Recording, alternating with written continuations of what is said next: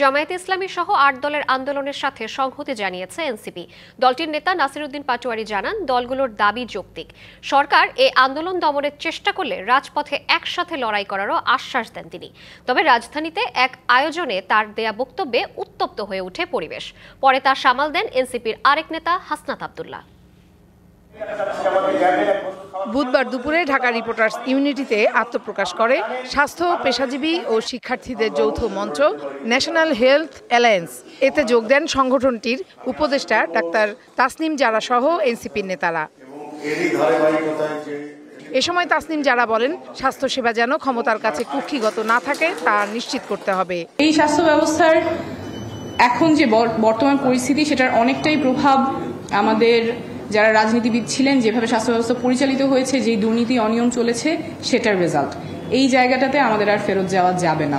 25 বছরের ওয়ারেন্টিযুক্ত দীর্ঘস্থায়ী দরজা প্রোটেক্টর, আধুনিক ও মজবুত দরজা। এনসিপির মুখ্য সমন্বয়ক নাসিরউদ্দিন পাটোয়ারি জানান, গত 1 বছরে অন্তর্বর্তী সরকার নিজেদেরকে জনবিচ্ছিন্ন হিসেবে প্রতিষ্ঠা করেছে। জামায়াতে ইসলামী সহ 8 দলের আন্দোলনে সংহতিও জানান তিনি। গণভোট বাংলাদেশে হবে, বিএনপি যদি আরো 100 বছর প্রচেষ্টা করে বাংলাদেশে গণভোট ঠেকাইতে পারবে না। কারণ গণভোট বাংলাদেশের একটি বড় অংশ চায়, যে অংশের তুলনায় বিএনপির নেতাকর্মীরা হলো চুনোপুটি, একদম সামান্য। আওয়ামী লীগকে মাঠে ঠেকানোর জন্য তো আমাদের এক হাসনাত আব্দুল্লাহ যথেষ্ট। তবে নাসিরউদ্দিন পাটোয়ারির এমন বক্তব্যে পরিস্থিতি উত্তপ্ত হয়ে ওঠে। আমাদের কেন এখানে ইনভাইট করা হয়েছে এটা আগে আমাকে এক্সপ্লেইন করতে হবে। আমি একটা দলের প্রতিনিধি হিসেবে এখানে আসছি।